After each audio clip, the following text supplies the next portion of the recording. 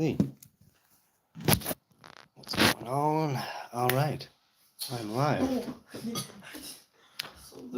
I'm live. Yes. It says I am. Let's see. Let's see. Am I actually live? I think I am. I was planning on doing it in a couple of minutes. For some reason, I'm not getting this. Did I push the wrong button? Did I push the right button? Whatever the case is, now I'm live. I just need to make sure that I am. Let's see. Okay, yes, I am. It's the Nazarite, bringing you Hebrew lore from days of yore. Okay, so as a couple of hours ago, or I don't know when, I made a short saying I don't know when I'll stream again, and here I had the opportunity, so I'm doing it now. So, should I wait? Should I wait a minute? Hey, someone here or not someone here? Hello, someone who's here or not here. Hello, hi there. Coming at you live from Yerushalayim. And, well, I'll start with a comment from Paula Harrison. Wait, hang on. Not Kamala Harris, Paula Harrison. Okay. She said this. She said, HN, in our Bible reading plan we are doing with our church, we are in Deuteronomy. I thought Deuteronomy chapter 22, verses 6, 7 was very interesting. What are your thoughts on these verses? So I've got the JPS Tanakh here. I'll be reading the two verses. Right, in Hebrew it's what's called Shiluach Haken, the sending away from the nest. And here it is, the JPS Tanakh version, Deuteronomy 22, verses 6 and 7. The Torah says, if a bird's nest chance to be before thee, wait, is the JPS? Yes, it is. If a bird's nest chance to be before thee in the way, in any tree or on the ground, with young ones or eggs, and the dam sitting upon the young or upon the eggs, thou shalt not take the dam with the young. Thou shalt in any wise let the dam go, but the young thou mayest take unto thyself, that it may be well with thee, and that thou mayest prolong thy days. So this, first of all, something interesting about this particular mitzvah.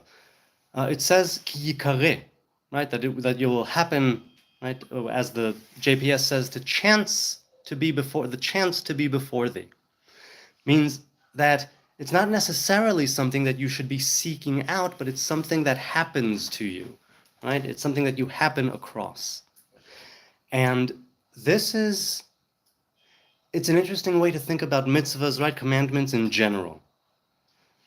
There are many who say that you need to make the effort to perform mitzvahs, commandments, as they come your way, and you should go and actively seek them out, right? To go and perform them in their proper time and place. And there are people who, in an attempt to, well, rack up all of the mitzvahs that they can, hey, Senizer's here, he's live, shalom. They go out and they seek this. And I recall in the book, in A.J. Jacobs' book, The Year of Living Biblically, which I've mentioned before, it's a great book, when he is in Israel, I think, he goes to someone, he is in touch with somebody who takes people to nests, to birds' nests, in order to perform this mitzvah of sending away the mother and taking the eggs or the younglings. And so, my thoughts on the verse. Well, having grown up, right, religious and with different commentaries and teachings that I have sort of in my mind, it is a little difficult to be like a clean slate, right? And to just see it as is. Because immediately when I look, especially when I look at the Hebrew, different midrashim, different teachings, external teachings, commentaries come to my mind.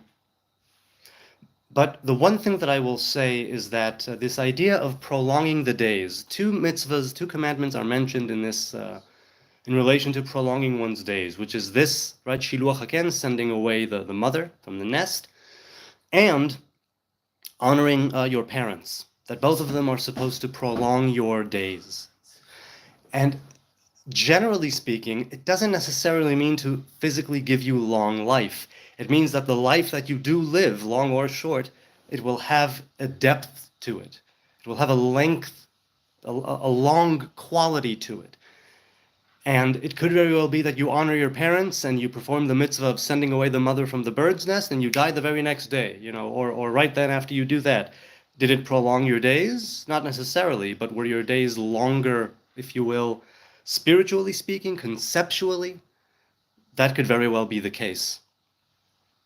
Honoring the mother and the father, right? Your mother and father, honoring, let's say, the bird, the mother, by sending her away.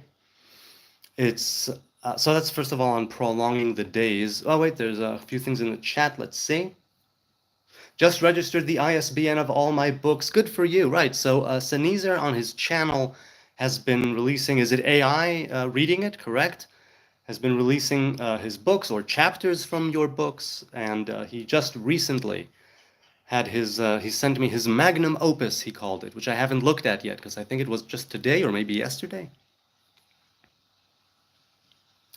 And I don't know what does it entail to register ISBN? I mean, it's a catalog number, correct? Is it global? I'm assuming it's global. Okay. Right, ISBN is a global sort of catalog system. It's not a specific nation or region, is it? Or maybe I'm wrong. Sneezer says, he continues, requesting another block of SBNs and getting the 50 questions, LOL. 50 questions? I don't know what that is. Can you elaborate? My publishing company is no longer active. You mean your publishing company or a publishing company you're working with? Are you, I mean, I would assume you're self-publishing because the videos are being self-published, but I might be wrong. Okay, Timangua says, hi, and good to see you again. He says, will the war in the Holy Land ever end? Yes, God willing, all war will end. All bloodshed will be taken away from the world. I don't know when, I don't know how. But that's what we're striving for. We're striving for real peace. We're striving for the type of peace that comes when we still have free will, but there's no other option. We are left choiceless because we will be perceiving. Hey, could you lower that a bit, my man? That's really an annoying sound. Thank you. When we will be able to perceive, let's say, the divine revelation to such a degree, to such an extent, that we will be seeing it with our own eyes, you know what I mean? Experiencing it with every fiber of our being. Then we will be choiceless, as Israel were left choiceless when they were receiving the Torah. It's like, how could you not do that? How could you do anything else? And when more prophecies come to pass, the good ones, the positive ones, the ones of redemption and the ones of solace and comfort and joy and peace, good times, when those come to pass, thankfully, hopefully, due to our own merit, things will be, let's say, more obvious than they are now to a larger group of people, right? God will pour his spirit upon all flesh, says the prophet Yoel. And I think that then, hopefully by then, all war will be taken away, all bloodshed, all tears will be taken away. Ronaldo with a flag and the hands up. All right, cool. Good for you, my man. I believe it's a Palestinian flag. Incidentally, the Palestinian flag has its origins in 1964, 67. I don't remember when it was from, but that's when it was made a flag. Before that, there was no flag. 9 audiobooks on my channel. It's like 8 hours long, said Sneezer. Well, I can't say that I'll listen to the whole thing, but I might definitely start. Now, if I recall correctly, you said that it wasn't linear, right? It's not real prose, is it? But you know what? I don't. Maybe I'm mistaken. Maybe I'm just confusing it with something else that you said. Okay. It's very easy in Canada, he says. I can get you all the ISBNs you want. Oh, okay. I used to own a publishing company, he says. Only published one book, my own. I made the company just to publish it. Now let me see. You made the company just to publish your own writings. So is it right? Is it a limited liability company, right? An LLC? Is it a? I mean, you're registered with the Canadian Chamber of Commerce or some facsimile or thereof or something like that. Some sort of establishment or institution that monitors businesses. And are you a member of any publishing house group? And how long was it open? If it was just the one book that you published, you established the company and then took it apart, or because what did you say? You said that you said what? That it's no longer. What did you say? Where is it? Oh, no longer active. So when was it active? And were you actively seeking out other authors, or I mean, you said that you established it for your own needs, but were you also looking for others? I'm curious. Still me. Hey, still me. Good to see you, man. Good to see you again. I've missed so many lives, but tried to watch the replay. Hope you're doing well today. I am doing well today. It's been a good day. Thank God. Thank God it's been a good day. Finally, I've been on paternity leave for about 2 weeks. And I think this is now the third week. And now, after Purim and after a few different things where I had no time to do it, today, this morning, right, it's now 5 minutes to 8 p.m. here in Jerusalem. This morning at around 8 or 9 a.m., I fired up the computer, went into my old screenwriting folder files, emails, and I looked at a script that I wanted to work on during my time now on paternity leave. And you know what? I'm enjoying reading it. I don't have the full-length script yet. I have an outline, rough outline. But so far, I have a good opening. The middle, the second act. The second act, I need to beef it up, but not force it. I want the story to evolve. I want the characters to evolve. And in the second act, it's just like I'm feeling stuck. And that's why I never finished it before. Stuck in that second act. Hopefully, God willing, I will be inspired. Forget inspiration. I'll have the discipline to sit every day or 2 days, go over it and think about it. And that's what I've been doing today. Thinking, I haven't thought about this particular script. I certainly haven't gone back to read it or edit or continue it in a few years. And I wrote, now this is a script that I started writing, and before that I had a short script, right? A short film script. Before that it was a short story. Before that it was a shorter story that I wrote over 15 years ago. So it's over 15 years in the making overall. Elements from that original story that I wrote over 15 years ago. Is it close to 20? No, it's closer to 15, I would say, years ago. They're making an appearance in this script now in its current incarnation and in previous incarnations, and I'm trying to make sense. It's difficult, it's very difficult, but I am so grateful that I have the time, when I do have the time, to not work and be here for the wife and kids when I can, and also hopefully be able to work on my script. Or scripts, plural, because there are a couple that I did write, start to finish, that I want to spruce up, tighten if I can, and send out to not publishing companies, to production companies, and to see how I can make it happen. It's a small industry in Israel, and difficult to get into. Very difficult to get into, but I think that's true to any entertainment industry everywhere, right? So I'm doing well. Still me. How are you doing? All of you out there. Hi there. 6 people here and 1 like, and I appreciate it. Those watching now, those watching later.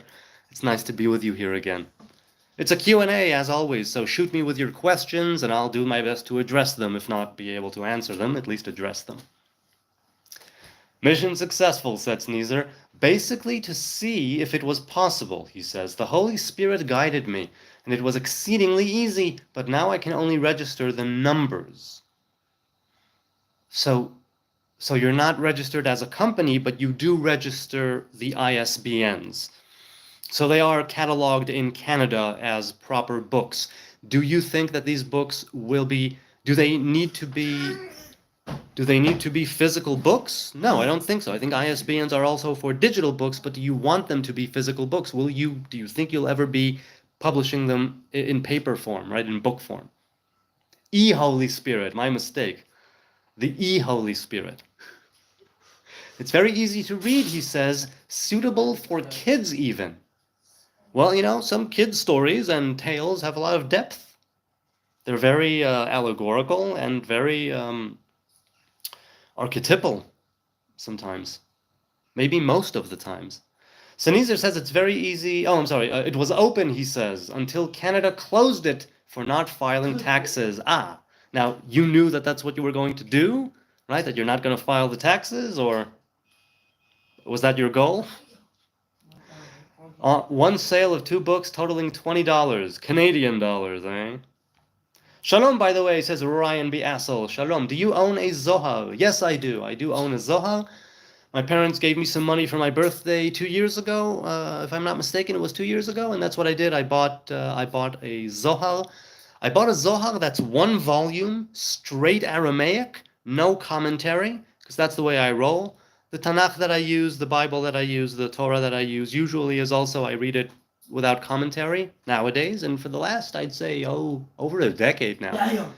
And while you can say that what I study on Shabbos, holidays, new moons, right, the Ramak Pardes Rimonim, the Rabbi Moshe Cordovero's Pardes Rimonim, it's based on the Zohar, and it's a commentary as well on the Zohar, or Zohar guided, let's say. It's a Zohar guided book. So the Zohar that I bought is called Chibura Kadma'a.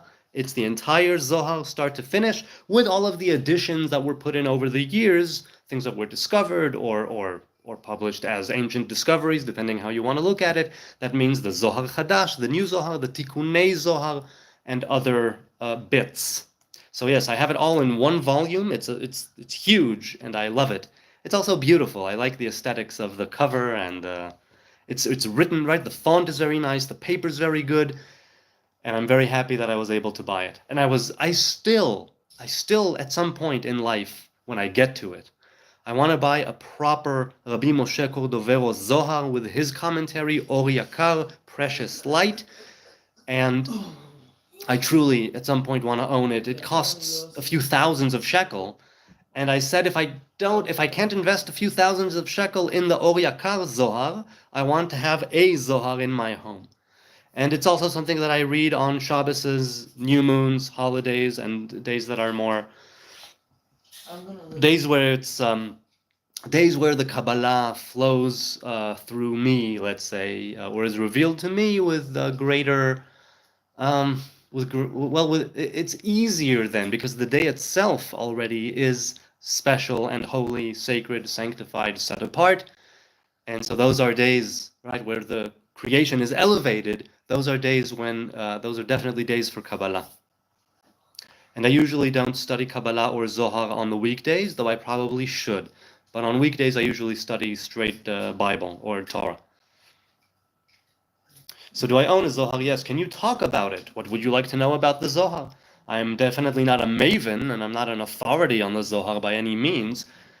I'm thinking of getting one. I've been keeping oral Torah for a year, written Torah 7 years. Hey, good for you, Ryan.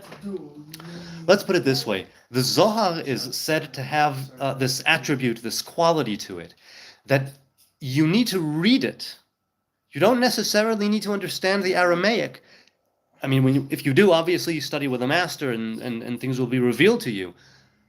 But even without knowing what you are reading, you will already be able to pull, they say, these negative energies, these positive revelations and emanations onto your being, into your life, because the Zohar, they say, is something that is so sacred and it has such depth that it touches you in something that is beyond logic. Meaning, you don't even need to logically understand the Aramaic in order for it to have a kind of halo effect on you. And it does indeed, they say, take from what's called the Or Mekif, the surrounding light.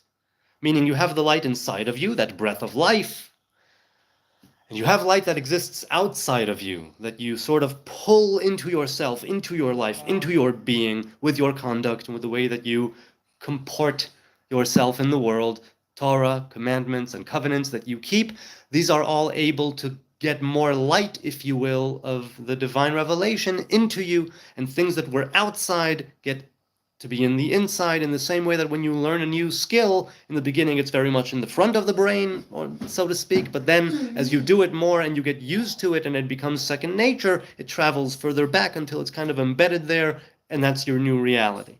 In the same way, the Zohar can affect you even if you don't understand it, so they say. And it's a positive thing to read Zohar. It can be something that pulls those higher energies into your life and makes a difference if you are so inclined. Or, obviously, you can say it's a bunch of crap and you can do what you want with it. So keeping oral Torah for a year, written Torah 7 years. Now, which oral tradition do you follow? Which halacha are you following? Is it more orthodox? Is it a different sort of halacha that you follow? And when you say oral Torah, do you mean things? Do you mean halacha? Do you mean Talmud? Do you mean Mishnah, Gemara, Midrashim? What oral traditions or Torah are you keeping? Sneezer says, costs about $500 just to file taxes here, and I don't have it, so I just keep registering companies. So wait. When you said, so you register companies and you publish, and then you let them go bust of their own accord when you fail to pay the necessary taxes. That's interesting. So you have your cake and eat it too, so to speak. I wonder, okay. I've had about 6, he says, that never made anything. So I've had one company in my life. When I was in the Netherlands and I wanted to go and be a freelancer, I started a company in the Netherlands called Nazarite, Nazawrite. I registered the website nazarite.com. I don't think it's still registered. I think I just let it go. So I started the process of working as a freelancer in the sense of that I spoke to a few people, I sent out some things, but it never materialized. That was currently my only shot at starting my own business. But I think that, first of all, I am so grateful and thankful for being employed and for my day job. I'm not feeling the lack of being my own boss, but I do hope at some point to restart Nazarite and once again give my writing a shot as a freelancer. And this is also part of what me going back and digging through my old scripts is about. Because even though I love my job as a copywriter and a marketing writer, it's something that it's not what I would be writing about by choice. Let's put it this way. Okay, he continues and says, not a very successful entrepreneur yet. All right, good. I hope you continue. Because you know what? The winners are those who simply don't let the losses stop them. That's who wins. I mean, don't expect a stroke of lightning, you know what I mean? You got to just keep at it. What's the line? The master has failed more times than the student has even tried. So it's that sort of thing. I don't need to tell you. Mr. Sneezer. Always got a goal to work on, an idea to build. See, but no marketing, LOL. Well, you know, good product, lousy marketing department. That's a classic business error. It's good that you have always a goal to work on. It's good that it's good that you always have an idea to build. It's something that can imbue one's life with meaning, and it sustains you sometimes. The fact that you have something far off in the distance that you're shooting towards. It can be very fulfilling and very gratifying when you see yourself taking even tiny incremental and seemingly trivial steps towards that goal.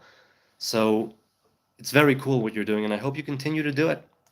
I mean, if you're obviously moved to do it. Yep, exactly. He says no publishing company, but can register numbers, books, websites, audiobooks, and of course he says I'll publish them to books once I complete the audiobooks, I think. So do you have an end point in mind? Do you have I mean, you said you called what you recently published your magnum opus, but it doesn't necessarily need to be the final opus, and you say you always have other things to work on. Do you see or envision a time when you would be done? And that's it. I said what I had to say, I published what I had to publish, and now I can just ride that out. What do you think? Even magazines need an ISBN. Yes, that's right. I think I knew that as well. Sneezer says, well, if I make money, I may file taxes. Right, of course. Now I got a charity, so I don't think so. Well, that's not for making money, obviously. If it's a charity, it's probably a charity is by definition not for profit, I think, right? Problem solved, he says. It's an easy matter to add publishing under what the charity does. Okay, so you could do both. But that might put you in a dicey tax situation if you begin to make money from publishing said books. So, I'm not a lawyer. Gotta finish getting approved first, and their diversity doesn't help. Sneezer, what do you mean? What do you mean finish getting approved? You said it's just a very easy matter of establishing a company, registering the catalog numbers, and then just having it. It's to be okay says, hello, my name is Amy or Ami. It could be a male or female name. Hello, Amy or Ami. I'm assuming it's Amy because Ami would usually be with an I at the end. Ami means my people. Hi, Amy, welcome, said Sneezer. I will call you okay because I'm bad with names. Okay. Or maybe what? To be? Oh, it's to be okay? To be, gotcha. Yay, just got a block of 100 more. Was getting them in 10 not enough? 100 more what? Oh, 100 more ISBNs. 100 ISBNs? Not, okay. So Neither says, don't you want to be in my will? Maybe the new... Don't you want to be in my will? I'm not following you. The rest of you aren't going to outlive me. I'm not following you. Don't want to be in your will. I don't understand. I've only published the one book, said Sneezer. The other companies were for other things, like web development. Ah, okay, so it was one publishing company. Okay, gotcha. Technically, he says websites should have ISBNs too. I think there would be way too much churn and transition online to register things. I mean, maybe I'm wrong. Maybe it can be like that you register and then you let it go bust, right? Much like you would register an address, right? Okay. Basically anything copywritten. Ah, well that you okay, man? Why don't you have a drink? Okay. Hey, listen, it's past 8. You have things to do, I'm just saying. Okay. Basically anything copywritten. Well, but by that rationale, you would want everyone to copyright each and every website that is published? I don't know if that's feasible. I don't know if that's doable. Ryan, you're a go. You're a goy? You're a goy or a go? Oh, it's an I. Good times, says Ryan, you're a goy. Okay, well, there was a message retracted, so I don't know what he said, but maybe he said it later. Stillney says, thanks for the words and kindness, good health and wealth to you all, be well. Right back at you, man, right back at you. Sneezer continues and says, my website outlines it all, but I can't link in the chat.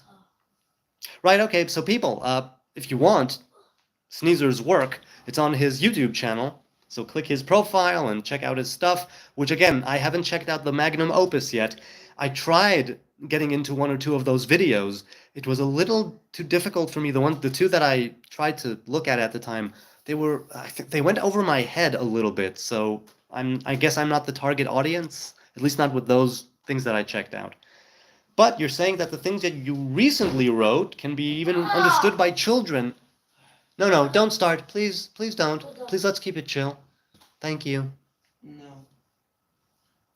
So Sneezer says, not if I use the money I make from publishing books to finance the charity. Right, of course. And the charity, he says, does need lots of financing.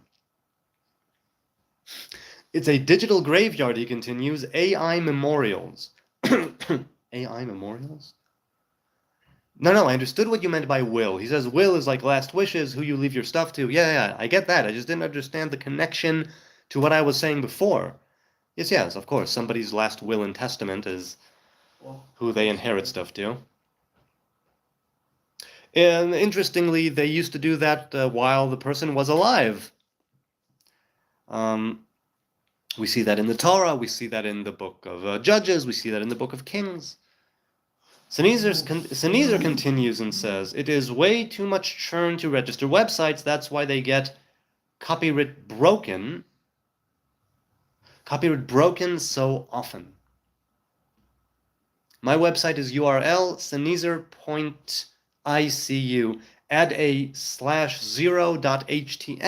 for my books. Right. So those of you out there who are interested in the text version, go to his website. Hey, that's not self-promoting. I'm promoting. No, before that. What is? He said. He said what? Nah, I'm kidding. American Nazarite says, "What's up, everyone? Been busy with work for the past several months. It's good to be busy with work, American Nazarite. I don't know if you said what work you do. I don't recall the last time that you were on. I might be confusing you with a different Nazarite username, but I do believe you were here before. Good to see you again if you were. According to what you said, it seems that you were.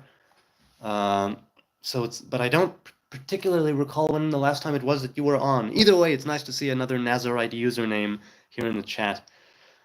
It's good to be busy with work. I hope your work is meaningful. I hope your work is abundant in the best possible way.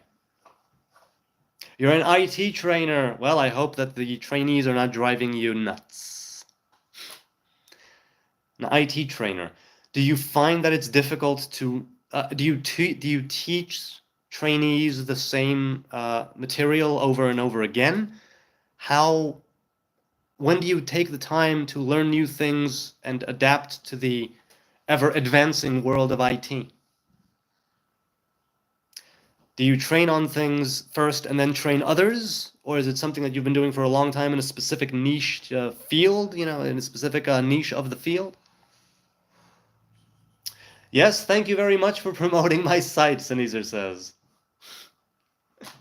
Makes sense, he says, to do it while they live.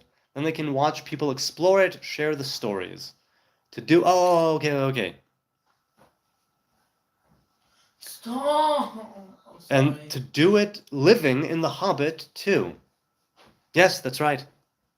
When Frodo retires, he leaves, those Sackville Bagginses, they got stuff, too. What did he leave them? A spoon? Right? I think it was a spoon. Or a... People, remind me, those of you who've read those of you who read Lord of the Rings, I haven't read it in a long time. What does Bilbo Baggins leave? What does Frodo Baggins leave the Sackville Bagginses? Or is it Bilbo? No, it's Bilbo. Bilbo disappears, but Frodo is in charge of write their notes on different things in his hobbit hole, on who gets what, and he gives the bulk of it to Frodo, but he leaves certain things to friends and relations, and he puts notes on them, this is for this is for that, and I think he leaves the Sackville Baggins as a spoon. Something like that popped into my head. I might be mistaken. Let me know. I used to go by American Nazir. Well, if it's been a few months, you'll have to forgive me. My brain is mashed potatoes. Arguably always, but definitely since the new kid on the block. I taught web development best years of my life. Hey, so tell me, Sneezer, why do you consider teaching web development to be the best years of your life? Is it the fact that you were teaching something you were into? Is it the fact that you were teaching per se? Was it fun to impart wisdom? Was it nice to see the aha moments, the light in people's eyes? Did you feel good to instruct others? And if so, why are you not are you thinking of instructing others in the future and maybe not in web development?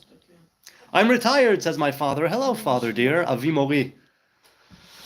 I'm retired. Whoopee, says my father. Yes, you are. And you've earned it, Papa. You have earned your retirement. I don't remember the items, said Sneezer. I don't remember the items detailed, but everything is given away. Oh, okay. Yes, he leaves all his stuff to Frodo, but certain things he leaves to certain people as a joke or a jab. I don't remember the spoon, sorry. There is no spoon. Yes, that's right. American Nazarite says, yes, same material over and over. I learned new things in between classes. I was on the support side of IT for 20 years as a system admin. Wow. 20 years as a sysadmin. And hey, you know what? Can you share some, not horrible things, but can you share any weird things that you had to deal with in your time as either as a sysadmin proper or as a trainer? Web dev, he says, because it was basically my life. So I was exceptionally good at it, said Sneezer. But teaching in general, I loved the fatherly feeling. Yes, I suppose there is a fatherly feeling. Yes. People have told me that I should be a teacher. Yes. People have told me that I should be a rabbi. I'm not either of those things. and I don't plan on being either of those things. But people told me that if I did ever choose to go into either of those things, or a combination of both, You would be good. that I would be good at it. Um, but teaching in general, I loved the fatherly feeling. Now, have you found that there is a different way that you've encountered in your life to gain that same feeling outside of being a father, actually, and teaching? What is it that you think would be able to give that fatherly feeling? Teaching as a fatherly feeling. Yes, interesting. He says, I loved it, but they couldn't find enough students to keep me employed. Ah, it sucks. Shalom, says Robert Harrison. Shalom to you. American Nazarite says the only weird things are the people and their gross habits and lack of home training. IT is IT and not really weird. Well, yes, I meant on the part of the students, or would. No, wait. Were you part of a company training employees? Or were you part of a school, some sort of IT school? Were you part of a high-tech kind of educational thing? The people who you were training, were they employees of a company or students in some sort of establishment? People and their gross habits. Well, yeah, we are people. We have some gross habits. Lack of home training. I'm curious what you mean by home training. And when you say lack of home training, is there anything specific that comes to mind? It's like, how could this dude or dudette have not been taught this by their parents? Says Sneezer, my most memorable IT call was how to bypass a Windows 3.1 login during the Windows 7 years. Wow, I have very fond memories of 3.1. Yes, I do. Fond memories of 3.1. I used to use it when I was in middle school, I think. Yes, middle school. And maybe the beginning of high school as well. No, by then I may have been Windows 95. I think by then it was Windows 95, but definitely in middle school I used Windows 3.1. I remember it fondly. I have it in my mind's eye right now. And and I also, when I was in first grade, I also studied the computer language Logo, which was interesting. 100% American Nazarite, said Sneezer. Robert says, what happened with the nations that tricked Joshua and Israel didn't drive him out? Well, those are two separate things.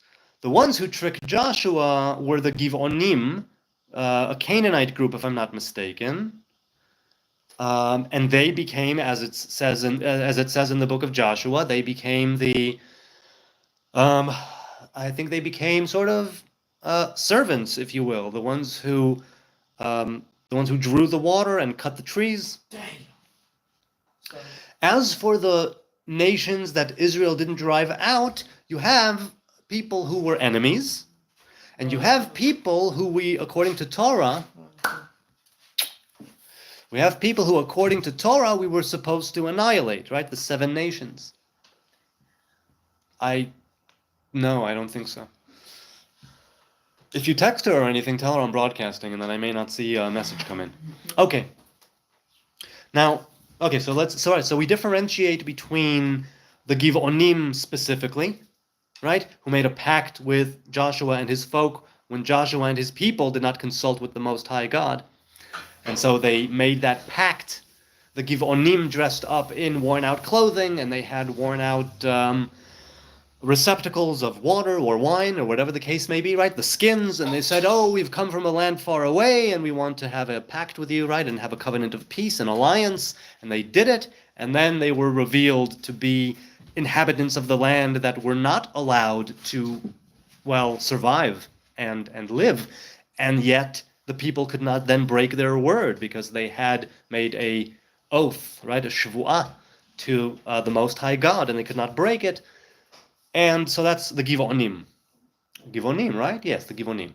Now, later on, there's that whole thing with Shaul and David and Shaul's kin, who were later offered by David as a kind of sacrificial offering to make up for what Shaul did to the Givonim. It's a whole thing. Read about it in the Bible. So that's the Givonim who made an alliance with Israel that ought not have been to begin with. And then you have people who were enemies, but not one of the 7 nations that we were told to annihilate in the 5 books of Moses. People like the Plishtim, the Philistines, right, who according to some came from the area of Crete, the island of Crete in Greece, or around that Greek area. Now those were people who were a thorn in the Israeli side, but they were not one of the 7 nations. And the Plishtim, right, Samson very famously, the Nazarite judge, the warrior, fought them, and the land was quiet for, what is it? Is it 80 years? I think it's 80 years after he brought down, right, with those 2 pillars, he brought down the hall, the area, the zone of the games and the festivities, the celebration. But I digress. So there's people like the Plishtim. And then there are people of the Shiva Amamim, right? The Chiti, Yevusi, Girgashi, Amori, Prizi, Knaani, did I say Chivi, right? All those 7 we were told to annihilate. Now, Israel at the time could not annihilate some of them. And so, as they said, how did he put it? He said the ones that Israel didn't drive them out.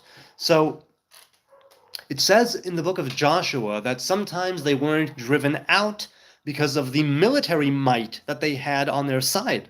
Now, if you remember the 5 books of Moses, right, tells the children of Israel that God said, I will not drive those people out in the blink of an eye, because then the field animals will have a field day and they will be multiplying too much and the balance will be thrown out of whack. So a bit by bit, these nations will be eliminated until they are gone. But, right, you have an army, people of Israel. You are the ones who will need to actually stand in front of them, right, with your spears, your swords, your shields, your bows, your chariots, whatever the case may be, your ram's horns, and to fight this bloody war, right, which was, 13, 14 years, the war of the conquest. At the end of the conquest, the land was divvied up by lots, and the 6 cities of refuge, right, on either side of the Jordan, and the Levites and their 42 cities, and the 6, and by Levites, I mean Levites and priests, right, in the 42 cities, each tribe gave 3, and 4, each tribe gave 4, and the 6 cities of refuge, 48 cities all told, and then there were still some of the enemies in the borders that the tribes of that area could not content with. And sometimes they called another tribe in order to give them a hand. Sometimes the tribe who was there could not make it happen, and they had to leave their assigned territory that was given to them by Joshua. I don't know if that happened often, but there was movement. Also, let's not forget, there are different accounts of what constitutes the promised land, and there was never a single account that there's a consensus on, this is the promised land, these are its borders. It's always in shift. And this is also something which means to say the land belongs to God. You need to be a people of God. And then when you are a people of God, the land of its own accord will adapt. In other words, the land will structure itself around you, insofar as you structure your own selves, right? It will mirror what you're doing, which is also why when people weren't keeping the Sabbath and the Sabbath of the land tossed them out, and many thousands were butchered and exiled. Okay. So as for what happened to them, there's a very good chance that some of them did become righteous converts. There's a chance that some of them did become residents, which forsake their pagan gods, but are not of the Hebrew tribes. And then there are some who remained enemies, yet in the course of history and all the wars of conquest and empires rising and falling, Sancheriv, king of Assyria, very famously jumbling up the nations, according to our sages, it caused it so, for instance, there are no more Philistines, like there are no more Amalek. The DNA, let's say, may be there, but the people as such are lost. I don't know if there are people claiming to still be Amalek. People whip that title on you if you're of a certain sort. But Philistines, let's say, I don't know if there are people who are currently claiming to be descendants of the Philistines of old. So I'm not sure what happened there. Now, you do have the different prophets in some of the prophecies calling out to the different nations, and not just the empires and ruling kingdoms of the time, but others as well. The smaller ones, the more local ones, right, in the nation of Israel or surrounding it. And you have people like Aram, right, the Aramites, who were also a thorn in the side of Israel, and everything that happened there with Eliyahu, Elisha, and Achav, and that whole thing. So that's what I have to say about that, like off the cuff. There could be things that I remember that I will remember later on, but that's what I have to say about that. What do you think happened to them, good people? Do share.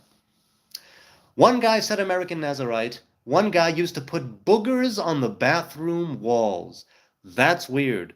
Piss on toilet seats. Yes, that is indeed gross. Because you know what? We all sometimes pick and flick. Oh, wait a minute. No. We all pick and flick, I suppose. We definitely pick. If you don't flick, hey, more power to you. Sometimes I flick. I make sure the coast is clear, but I'll still flick. But to actively, just purposefully put it on the wall, that really is just gross, as is pissing on the toilet seat. You know what? It happens. You get the dual stream, or you try to cross the streams, whatever the case may be. Your aim is off. It starts off very strong, but then towards the end of the P session, it gets weaker, and it's difficult sometimes to control. You need to maneuver yourself, and you need to move, and the penis, and so it happens. But you know what? Clean up after yourself. I've made it a rule, if I can help it, never to ever have anybody clean my pee and poop from the toilet, or from the toilet seat for that matter. I take care and caution to the best of my ability, also because I was a cleaner. I cleaned bathrooms for one day until I was like, no, I can make minimum wage doing other things. I don't need to clean up people's poo and pee. But I did that for a day. And obviously I've cleaned my own bathrooms in my home many, many times.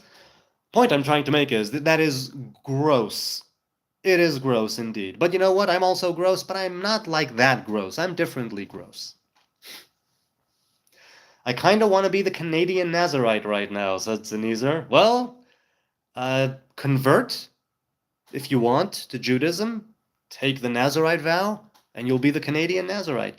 Or at least, maybe, I'm sure that there are currently Canadian Nazarites, but you would be the Canadian Nazarite if you want to be. Leaving traces of their existence in the restroom, said American Nazarite. Yes, indeed.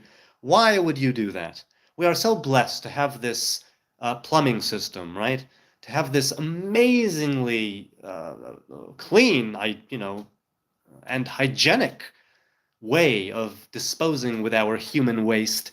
Why? Why would you make somebody else clean up after you if you can help it? Sometimes you can't help it. Sometimes, I don't know what, circumstances, conditions of this, that, or the other. Some people are ill, whatever. If you're just a normal, functioning human being who has a conscience, and you still purposefully leave others to clean up your any liquids or fluids or semi-fluids that you secrete or excrete or I don't know what, it's like, keep it to yourself, and if it happens to be outside, do your best to clean it up. Be a mensch, or a menchette. Right? Be a man, be a woman, clean up after yourself. Don't leave traces of your existence in the restroom.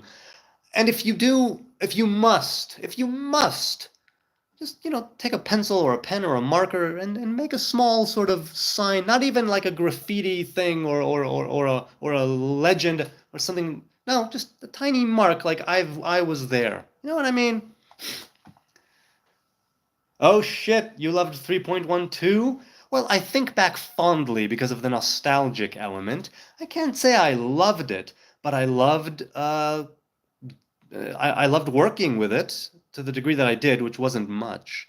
Windows 95 is when I really was like, oh, a whole new world. Windows 95. I mentioned that one of the things that's like burned into my psyche, into my long-term memory, is seeing somebody play solitaire, one of my cousins. No, one of my second cousins, if I'm not mistaken. I went to their home on Purim, I've mentioned this before on stream, he was playing solitaire on brand new Windows 95, and when he won the game, and the cards went boing, I was like, what devilry is this? What witchcraft am I looking at right now? What is this sorcery? It was lovely. So I have fond memories of 3.1. I have very fond memories of Windows 95. That's really when it started to take off for me. Those were the hacker years, yes. The black hats were everywhere. For a company training employees, not a school. Okay. So a company training employees. Now, did you have a say in who makes the cut? Were you in charge of letting them go if they didn't make the cut? Or if you caught them pissing on the toilet, wiping boogers on the wall, before sending them to HR, could you just say, you know what, you're fired, now go to HR? I never learned Logo or Fortran, basically everything else. So, right, Basic and C and all of those. And Pascal. I learned Pascal language in 11th and 12th grade, and I took the final exam in Pascal and Excel. I studied both of those in my. I studied Pascal and Excel, and I think a bit of Basic, but I wasn't tested on that. I aced the Excel test. I think I either just passed or just failed the Pascal test. And only because I was a lazy student and because my computer teacher at the time in the school, right, our school's computer teacher was very fond of letting us do whatever we want and to let us play games. Sorry, Benzi, you should have been a little more strict if you wanted us to pass. It could not have boded well for you to have so many people not pass. And I remember that there were one or two people, one for sure, maybe two, who towards the end of classes in 12th grade, when the test was coming up, they said, yeah, I'm going to go with a tutor. I'm not learning anything. But I had fun. I had fun playing games on a school computer. I had my own login and username. I vividly also remember my password.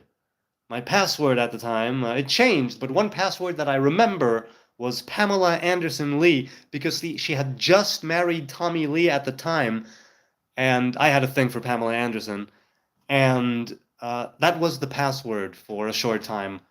I don't know why I remember that password, because like I said, you know, I had a thing for her.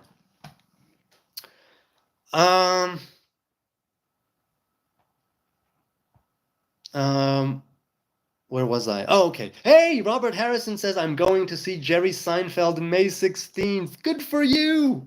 Ezekif, my woman took me on my birthday to see Jerry Seinfeld. Oh, what was it? 3 years? No, not 2. 3 years ago. So before the Netherlands? After the Netherlands? I don't remember. I don't remember. Oh, it must have been before. Was it 7 years ago? Blah, who knows? I loved Jerry Seinfeld's show. I really did. It was fun. A lot of fun, truly. I also liked his relatively recent special, 23 Hours to Kill. I know some people were like, it's a little hack, but I enjoyed mostly. Mostly I enjoyed it. I actually love the fact that his voice, in his old age, his voice is not the same. And so when his voice is starting to get high like this, it starts to crack. And it's a little raspy in his old age now. And I think it gives his comedy a little bit more character. Because the high pitch, it's something that I associate so much with the older chronologically, with the younger Seinfeld, older stand-up, the show, and so on. And when I see his new material, and when I saw him live, and I was like, that's, yeah, he's getting older. It's an evolution, and even if it's not necessarily an evolution of his comedy and his content or whatever, and how he writes, just the voice, Seinfeld's voice, it's did something to me. Oh, Noah Pascal, LOL. Ha! So I learned 2 things that you didn't. I didn't do well on them, but I learned them. Funnier, says Sneezer. It's easier to list the computer languages I don't know, the mainstream ones anyway. Yeah, hey, some people have a knack for languages. It's something that I definitely admire. Definitely. Robert Harrison says, Paula said she read in Joshua that all Lebanon was Israel. Well, let's put it this way. Even if all of Lebanon is part of the promised land according to one of the promises, so to speak, I don't think it was ever entirely conquered to the extent that that promised land speaks of in the borders that that particular promised land refers to. But you know what? I haven't read Judges or Joshua in a while, so I'm inclined to agree with Paula. And in the event that all of Lebanon was Israel, that doesn't make much sense considering that the regiments of Aram, the soldiery of Aram, if I'm not mistaken, was either in modern-day Syria or Lebanon. It could be that Lebanon was conquered, but the area of Damascus, Syria, was not, and that was the Aramites, right? Aram. But go with Paula on this one, perhaps, because I don't remember offhand. I love Deuteronomy and Joshua, action-packed. Yes, definitely action-packed. Definitely action-packed. Deuteronomy, they say, is something that was tacked on later, not according to proper Orthodox tradition, but those who study the 5 books of Moses more academically with the author's hypothesis or theory, right, that you had 4 different authors, or some say 5 different authors. Deuteronomy, Sefer Dvarim, is a supplemental. It's literally also called a Mishneh Torah, a supplement Torah. Even though it is considered to be one of the 5 books of Moses, you can see a certain style there and terminology there that doesn't occur and does not appear in the other 4 books. And it's said, for instance, very famously, the place that God chooses, right? Later on known, retroactively, if you will, as Jerusalem, the Temple Mount. But Deuteronomy says, "Hamakom asher yivchar Adonai mikol shvatecha," the place that Adonai will choose from among your tribes in order to place, right, in order to house His name there. It doesn't say Yerushalayim. It doesn't name it directly, but it does say a place of God's choosing. And when David conquered, right, from Yevus, called it City of David, and then later Yerushalayim, and then the building of the temple, Solomon bringing the Ark of the Covenant in there, and everything that entailed. Then it was known that that is the place where God chose. But we know, for instance, that the Samaritans still worship at Mount Gerizim in Shechem, Nablus, right, in Shechem. Well, not Shechem. Shechem is like back. Shoulder blade. Shechem was called Nablus, and and so people say that Deuteronomy was written by the priestly order later on in order to solidify the position of the priests among the Hebrew people, and so the temple would be the main place of worship. We also see this mirrored later on when the kingdom splits into Judah and Israel. One of the things that Yerovam, the first king of Israel, one of the first things that he does is put a golden calf in Beit El and put a golden calf in Dan. Oh no, is it Shomron and Beit El? No, Beit El. Is it Shomron and Beit El or Beit El and Dan? I think it's one golden calf. He erects 2 golden calves, and he makes a holiday 1 month after Sukkot. Is it 1 month after Sukkot? I think so. And he doesn't want people worshiping at the temple because that exists in the kingdom of Judah. So according to the Bible, he made up a holiday, erected statues with the very same terminology of the sin of the golden calf that we recently read in this week in the recent Torah portions. Ele Elohecha Yisrael. This is thy God, Israel. Deuteronomy, they say, was written later on, according to the academics, in order to solidify the role, position, and power, authority of the priests within the fragmenting Hebrew tribes, or even if they weren't fragmenting, it was something that they wanted to keep. They wanted to sort of consolidate the power, they said, and so they attributed great significance through tying it to Torah, to written Torah. They attributed great significance to the temple, the priests, Yerushalayim, and all of that. But definitely, there is something about Dvarim. It's 3 or 4, depending how you break it up, I think, right? 3 or 4 long speeches that Moses delivers. And I've spoken of the different Torah portions in the book of Devarim, Deuteronomy, and about Deuteronomy as such, as a book, many times in this stream. I have great fondness for it, even though Bereshit is my favorite, Genesis is my favorite, but I have a great affinity for all the 5 books. But in Sefer Devarim, Moses, his plea to the Hebrew people, the Ha'azinu at the end, the blessings in the final chapters or verses of the Torah, and the way that it ends, it's there's something I'm very fond. Well, I'm fond of the 5 books of Moses. Who killed JFK? CIA, says Robert Harrison. I'm sorry, where's that coming from? Were you talking about JFK in the comments before? American Nazarite says, just followed you on X, even though you haven't been active for almost a year. Yes, you can follow me on TikTok, on X, right, Twitter. You can follow me on Instagram and on Facebook and on YouTube, Hebrew Nazarite. Look for my tree across the board. That's what it is. I'm not posting. I only post really on sometimes on Facebook. Not in the past. I don't know how long.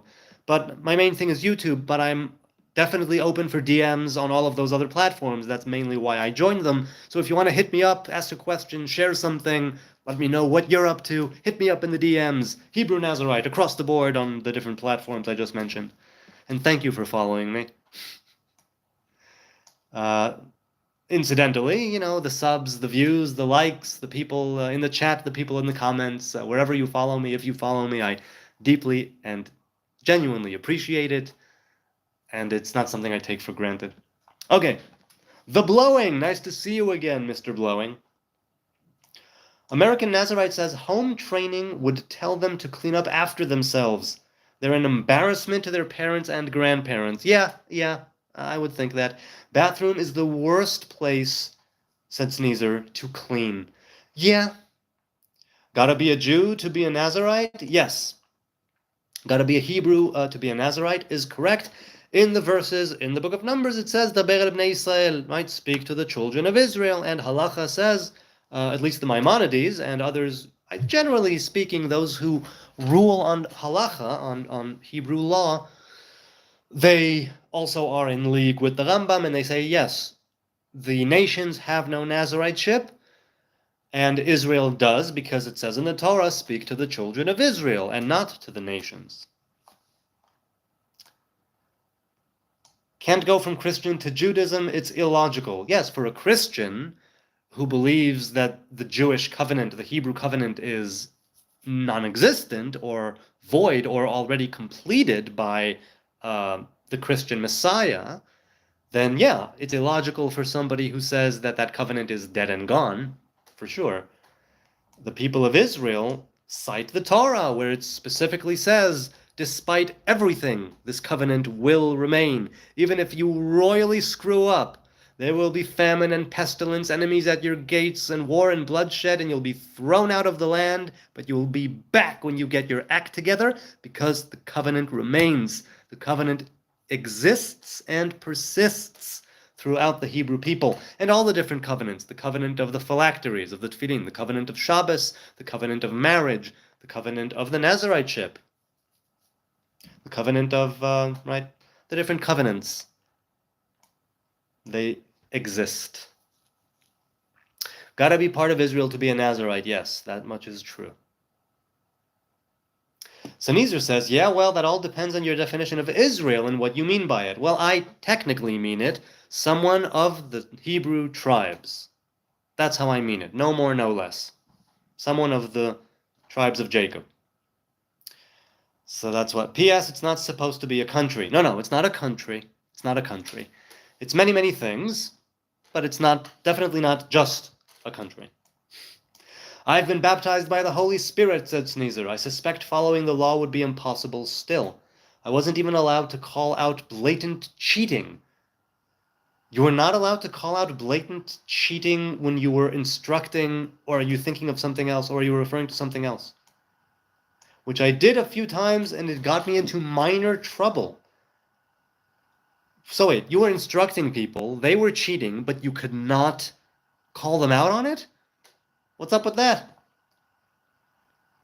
I have to say, in who makes it to a team after training, but not on who recruiting hires to come to class. Okay, so you did have a say on who, not who shows up, but who actually gets to the end of the training and joins the company. So wait, how long was the training? How long was the IT training? And did you take people with zero knowledge? Did you take people fresh out of college or university? Did you take people who didn't go to college or university, but who were accredited and had some sort of certificate, or was it very strict? Did you take people off the street with no certification, no credits whatsoever, never been to school, but they know how to code? Or, deal with whatever it is that you had to deal with? Did you take on any of those? Sneezer says, it's very easy to tell when two students submit the same website. Yes.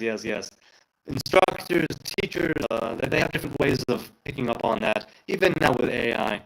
Someone recently that I know of, what he did was, he teaches English as a second language, and he said that if he wanted to know if they read the instructions properly or not, and not just inputted things into ChatGPT, he put white text on white background, right, in the text, in the document.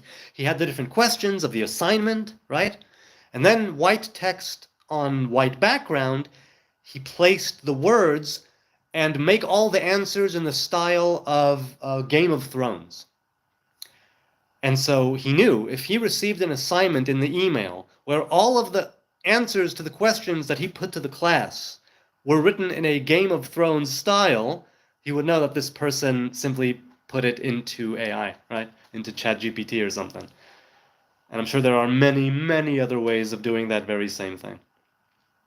Incidentally, I know of also people who submitted original work, their own stuff, and the AI flaggers flagged it as AI generated. So it's I don't know how accurate anything is. We're still very much in the birth, right, of mainstream AI. I'm sure it's been in the military forever. That's what hacking was for, to play games we weren't supposed to. Yeah, you know what? I'm quite certain that hacking originally was not malevolent, right, in any way. It was simply a question of, can I break into this place? Not to shut it down, not to spread a message, not to force my agenda, to see if I can do it. It was a challenge. It was curious, right? You had, how do I break this system? What is it that I need to do? That has definitely merit. But I mean, if it's just to break something, if it's just to smash something, maybe sometimes it does have merit, but I know that hacking has a bad rap because of the people who do it like that.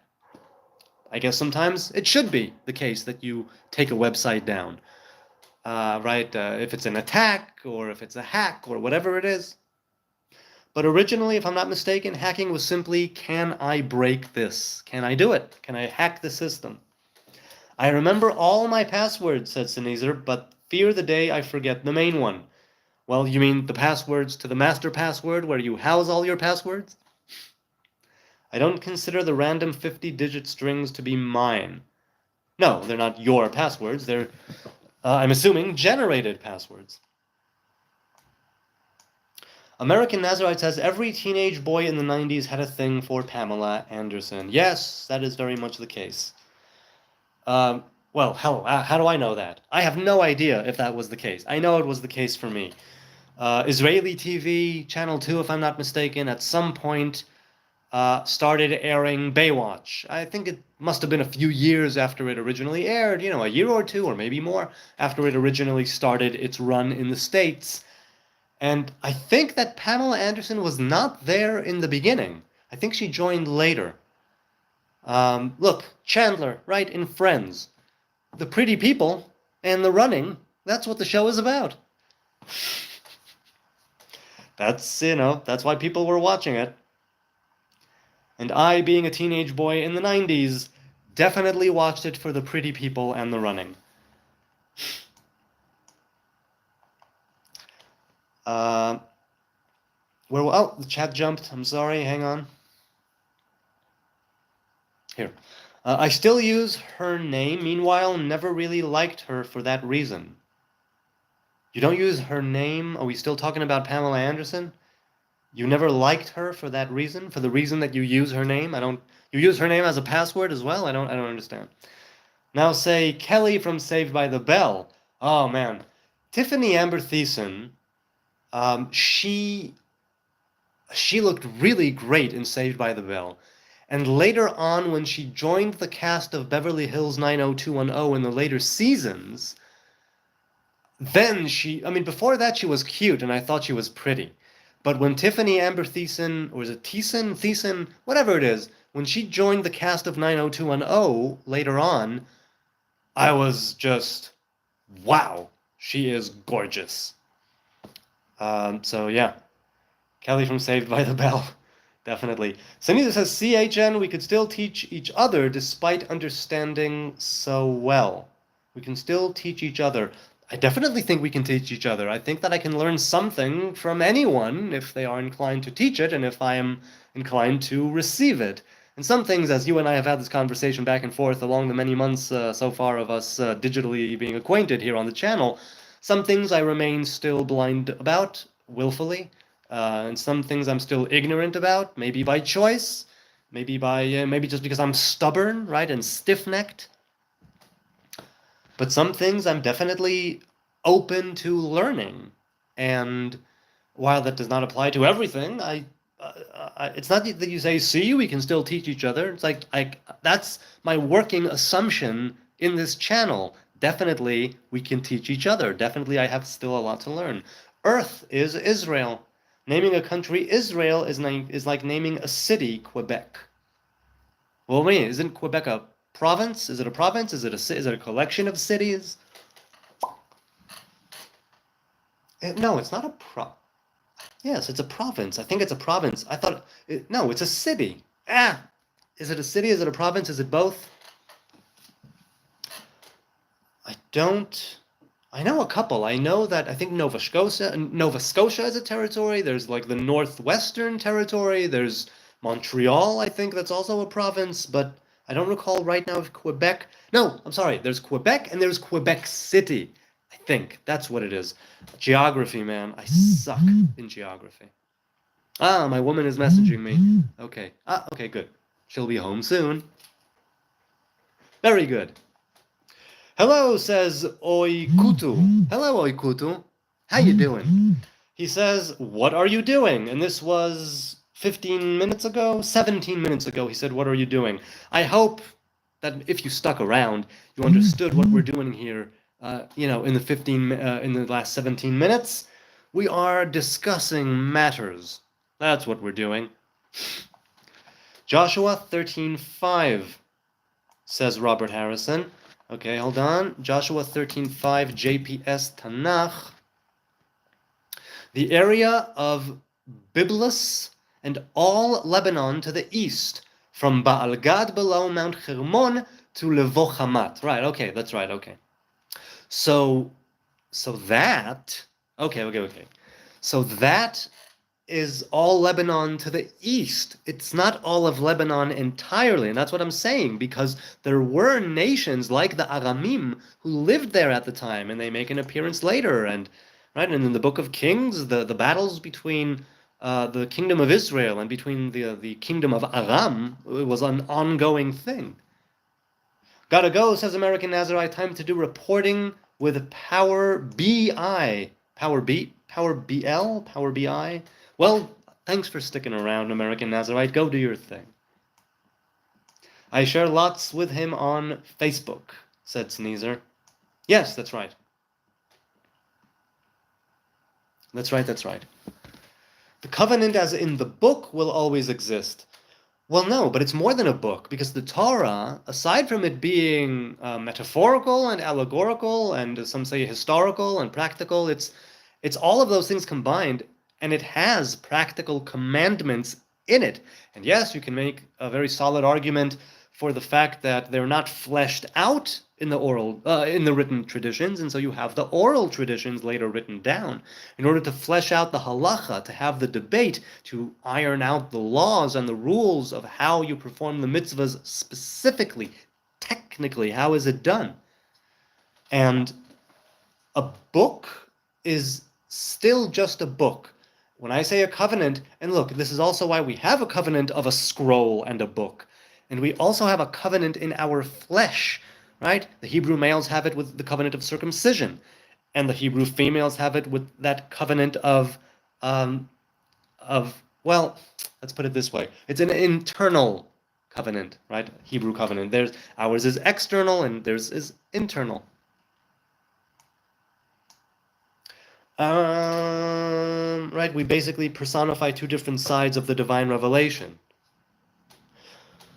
The book is completed by Jesus, said Sneezer, the only book one need ever read, though understanding it takes many lifetimes. So again, Christians say that the book was completed by Jesus, and so that is why all of the previous covenants are null, void, non-existent, and old hat. Well, not old hat, old news. And I, as a Hebrew person growing up here, am saying, cool, for the Christians, if you're a Hebrew person, stick to that covenant. The Torah itself does say that it will not be broken, right? And that it will exist.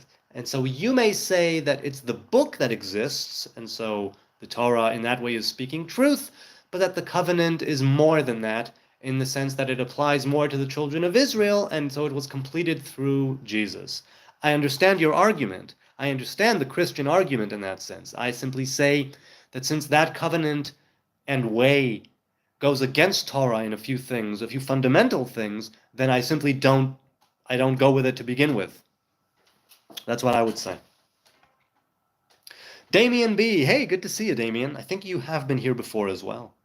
My personal belief, he says. Oh, pardon me, you gotta stretch. Ow. Oh, man. Oh, man. It'll take some time for this shoulder blade and shoulder to go back to normal after these, months of, as I mentioned in the previous stream, holding the baby and looking at the baby, and then it's putting pressure over here. Okay. My personal belief, says Damien, is that the Old Testament laws are not wiped out and are still applicable, but I also believe Jesus is the Messiah. Right, so if you say is the Messiah, that means that you think that he is still living and that he didn't die? Or are you Christian in the sense that you believe that there was a resurrection? In what way that you think that he is the Messiah? Or do you believe, because look, I don't think the people ever accepted him and crowned him as their king. So even if you make the argument that he was anointed, the people did not accept his crown. The people did not, as such, right? The Hebrew people at the time, the people of Judea, the kingdom of Judah, did not, if I'm not mistaken, did not accept him as the king. The Hashmonaid dynasty, right? The Hashmonaid dynasty that fell apart sometime before that, I don't think that there was a king that was accepted by the people and crowned ever since, right, the last king of Hashmonaim, which, if I'm not mistaken, was the king Agrippas. Was it Agrippa? I think it was Agrippa. Yup, welcome to Canada. Re-cheating. We've become a land of cheaters, said Sneezer. Why do you consider yourself a land of cheaters? I'm curious. Oh, wow, you know what? I think I might say goodbye soon. I want to continue, though. Not that any of you are better. Well, no argument there. American Nazarite says, cheating is grounds for immediate termination in my class. Well, good, I'm glad. I'm glad about that. Some things should not be suffered, and if you are training people to perform a duty, right, and have and facilitate a position and have a job, you don't cheat in your training. Or if you do cheat, don't make it so obvious that you'll get caught.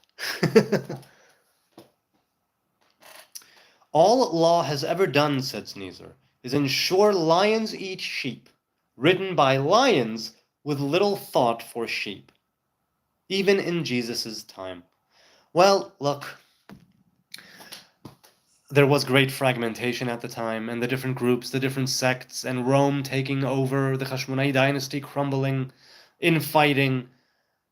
It was really, really bad. It was really bad.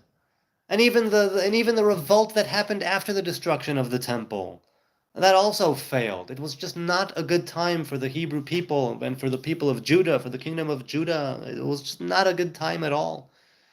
And the law, out of this horrible tragedy and desperate, truly desperate times of war and exile and destruction,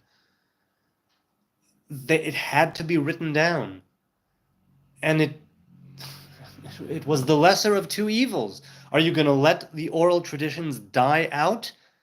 Or are you going to do the next best thing that you're not even technically allowed to do and write it down and solidify it and canonize it, if you will, leaving it for future generations as oral traditions?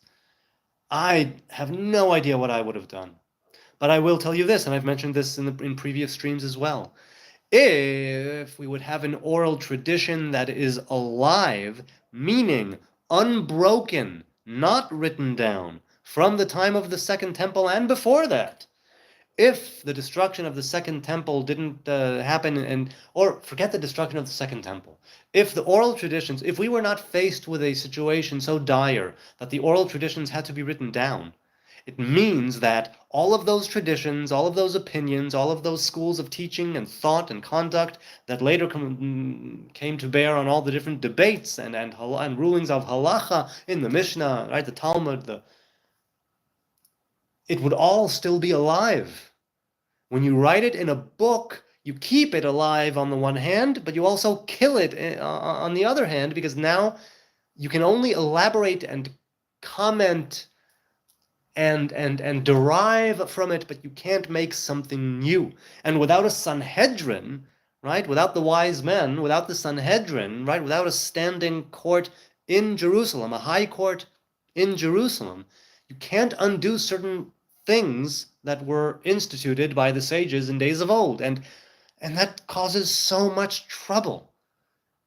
And if that was not the case, and if the oral traditions did not have to be written down, it would still be alive, right, from father to son and mother to daughter, master to apprentice, rabbi to disciple. It would all still be ongoing as a living thing, from one family to another, from one clan to another, from one tribe to another, whatever it is, each with their own thing. It would all still be alive. And I can't even imagine what the Torah would look like, written and oral alike, if that was the case. I don't know, it would be. So when you say that all law has ever done is ensure lions eat sheep, written by lions with little thought for sheep, Sneezer, when you say that, I'm thinking maybe once it was written down, you could make that argument. The sages definitely did not look favorably on Amei Aratzot, right, on the Amaretz class, if you will, just the mob. They didn't look too kindly on the Tzdokim. They didn't look too kindly on the Essenes, or at least some of the Essenes. According to the New Testament, they didn't take too kindly to Yeshua, right, to Jesus. Now, yes, you can make the argument that the oral traditions also teach of him being a student of Rabbi Yoshua ben Pachia, or in other words, right, the things he did wrong, went off the path. I'm not talking about that right now. Talking about the fact that what you're saying here about the law, that all it has ever done is ensure that, I disagree. I think that maybe you can make that argument once it had to be written down. Because then it became, well, what I just said, right? It's alive still, but it's kind of dead. And it's not all it's ever done. I think that the oral traditions, right, from Sinai and before Sinai, and the things that were added and the things that were changed, right?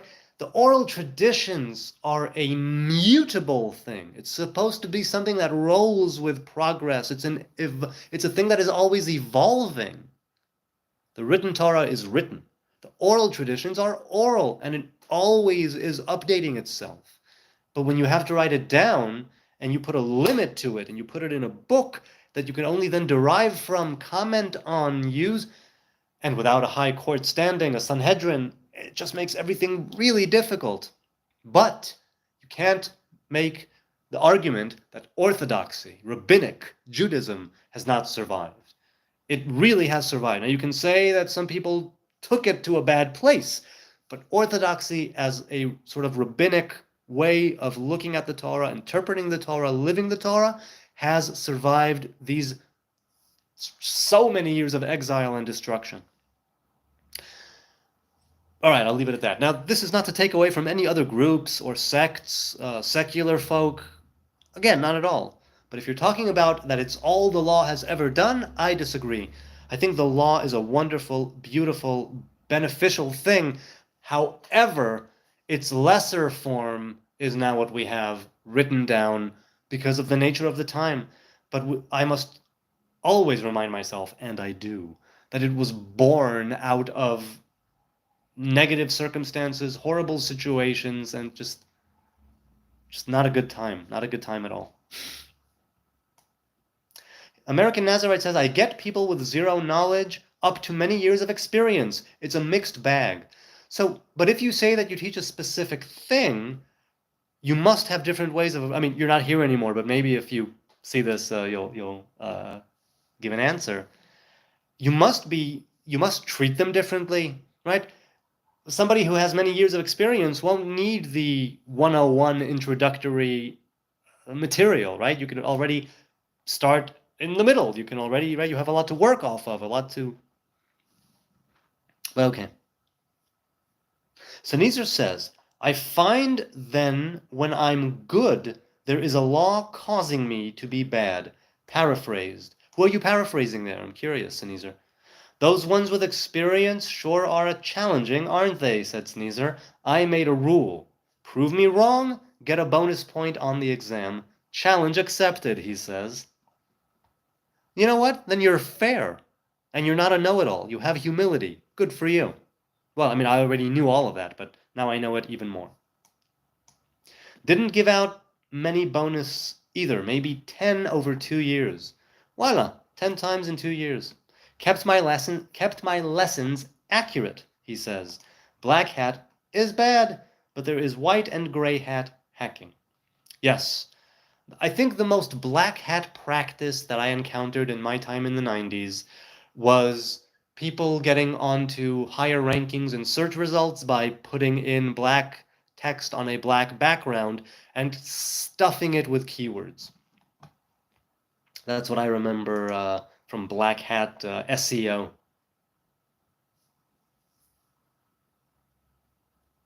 Oh, whoops, jumped again. I'm sorry. I'm very, very sorry. Here we go. LOL, Baywatch was worldwide. Yes, but wasn't it filmed and aired first in the United States? Or do you mean the phenomena of Baywatch was worldwide? There are tribes on islands who have never seen a TV yet have heard of Baywatch. Oh, I see. So the rumor goes. I didn't watch 90210, says Sadizer. I watched it. I don't think I watched the later seasons, but I did watch it until, let's say, the midpoint. I didn't watch there's also a modern reboot, some kind of reboot, right, of 90210. I think it's called 90210. Anyway, yeah, I really liked watching Beverly Hills 90210 as a teen, and I had a, who did I have a crush on there? Yeah, Valerie, the character of Valerie, Tiffany Amber Thiessen, definitely had a crush on her.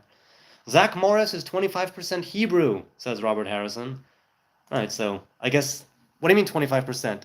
If his mother is a Hebrew, so is he, and that's 100%. Sneezer says, HN, my point was a little more, we've already taught each other well. Oh, to teach more. Okay. Now, next he's going to tell me Seinfeld's Hebrew, said Sneezer. Quebec is the capital of Quebec, yes. Oh, okay, good, so I got that right, eventually. I hear the buzz. I hear the buzz? It seems it's coming from my floor, LOL. You've got a buzz coming from your floor? Well, whatever gives you a buzz, you know. Sneezer says, I'm a token-friendly ant-Jew. Anti or ant. Not anti-Semitic, mind you. Arabs are Semitic too. I love Hebrews, but there is a certain 1% Oyata? Oyata? So wait, what do you mean you're a friendly anti-Jew? And whose token? What does the word Hebrew mean, says Ella. So Hebrew is Ivri. Ivri has different interpretations. One of them is of the descendants of Eber, right? Who was the son of Shem. Son of Shem? Grandson of Shem? No, sorry.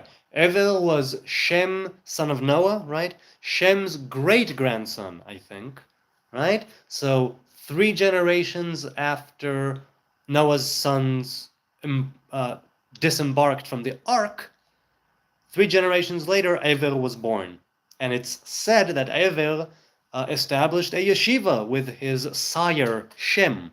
It's said that the base midrash, right, the place of learning of Shem and Ever, is where Yaakov, our patriarch, son of Isaac, went and learned his Torah.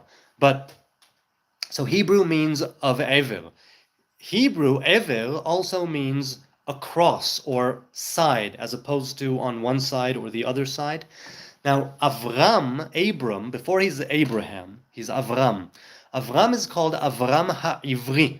And it's said, there's one commentary that says that Avram is called the Hebrew because he was monotheistic on one side of the river, of the proverbial river, on one bank, and the entire world in their polytheism was on the other side. And even though he was just one guy doing his thing, he was able through his actions, his diligence, to bring that knowledge of the Most High God and spread the divine revelation in creation. And so a Hebrew can mean somebody who is a descendant of Evel, somebody who is a descendant of Abraham or Avram. It can also mean somebody who is on one side going with his truth, believing that he is one individual, but that can change the entire world. And that's more of a mindset, which is why if you say you're a Hebrew, technically, de facto, it means you need to be part of the Hebrew tribes, the 12 tribes of Jacob. But being a Hebrew as a state of mind, let's say, where you're going with what you feel is right, now, sure, you need to discern and you need to be aware, right? Know thyself, that whole thing, for sure. But once you are aware, to go with it and be all in, like Avram. That's sort of the state of mind of being Hebrew. You don't have to be a Jew to be a Hebrew like that, but you do, to be a Hebrew classically, you need to be of the 12 Hebrew tribes. So that's what it means, and there maybe is there another interpretation, right? Evel, and and of course, and literally the river which Avram crossed in order to later get to the promised land. So he came from across the river, and we also recite this. On Leila Seder, right, on Passover, and I'm pretty sure it's from Joshua as well. He speaks to the children of Israel, and he says, we used to worship false idols, right? The God of Avram, the God of his father Nachor, when we were across the river, worshiping false gods. But then something amazing happened, and we were brought into the fold of belief in one Hebrew God. And so now the children of Israel make a decision. You need to actually make this decision now. Who are you worshiping? What is it going to be? I'm pretty sure that happens in Joshua. Correct me if I'm wrong. And that's where the across the river thing is also appears actually in the text, if I'm not mistaken. So those are the 3 classic interpretations or definitions or meanings of the word Hebrew, Ivri. But when somebody says it, it usually means a Jew, right? A Heb, somebody of the 12 tribes of Israel, somebody of the kingdom of Judah, somebody from Judea, whatever, however you want to do it. On that note, I think I'm going to say goodbye. I will continue this chat, God willing, maybe even this week. I loved doing this so much. It's been just over an hour and a half. I have 7 people watching and 4 likes, and it's such a blessing. I don't take it for granted. You people could be doing anything else right now, but we're doing this. It's live, it's raw, it's spontaneous, and I'm here for it. I thank you for abiding, and I thank you for sticking by all the ums and oohs and ahs and rants and raves and tangential ramblings. I thank you for your time. I thank you for your kind and gentle attention. I don't take it for granted.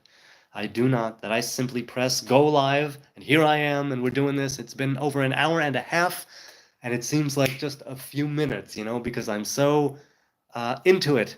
And you people help me. You help me with your insights, your questions, your comments. It's wonderful. I realized that I started this with a comment from Paula Harrison on Mitzvat Shiluach Haken, right? Sending away the mother from the bird's nest in Deuteronomy chapter 23, chapter 22. I started talking about it, but then I got into the chat and I didn't leave the chat. I'm still here. I didn't get to the end of the chat, God willing, in a later stream. I will, like I said, hopefully this week sometime. Maybe next week. I don't know. I'm streaming more spontaneously these days, right? Being with a newborn. And I hope that I'll be able to continue and give you some more of my thoughts on Shiluach Haken, because all I spoke of really was the idea of prolonging one's days, right? When I just started the stream, but I didn't complete my thoughts, addressing those 2 verses on Shiluach Haken, and I'd like to do that as well. Maybe I will. Hopefully I will. And I love this. Good night from Jerusalem. This has been such a blessing. And you, be blessed. Be a blessing to others. God willing, I will see you on the next stream, or maybe in a short, or maybe in a post. And if you want to hit me up in the DMs, I always like chatting when I have the time. So hit me up in the DMs, Hebrew Nazarite, across the board. Look for my tree, right? X, Twitter, Instagram, Facebook, blah blah blee, blah blah blue, bibbidi bam bibbidi blue. Good night.